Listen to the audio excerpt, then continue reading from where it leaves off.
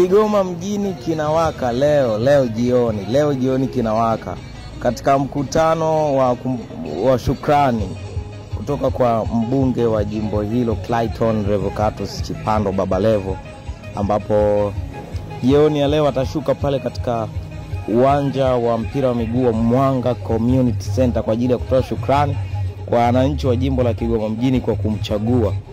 Yes, ilikuwa ni safari ndefu, miezi ambayo imepita na masiku, lakini katika mchuano mrefu kati yake na kiongozi wake wa zamani kule ACT Wazalendo Zitto Kabwe, lakini Baba Levo ameweza kumwangusha mwalimu wake katika siasa na kuweza kuchaguliwa kama mbunge wa jimbo la Kigoma mjini. Sasa anaenda pale katika uwanja wa Mwanga Community Center kwa ajili ya kutoa shukrani kwa wana Kigoma kwa kumpitisha, na ameahidi kutekeleza yale ambayo aliyasema katika kampeni.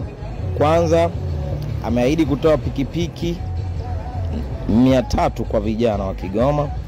Pia gari unayoiona hapo kwa vijana wanataka kuoa Kigoma itatolewa bure kabisa bila hela yoyote.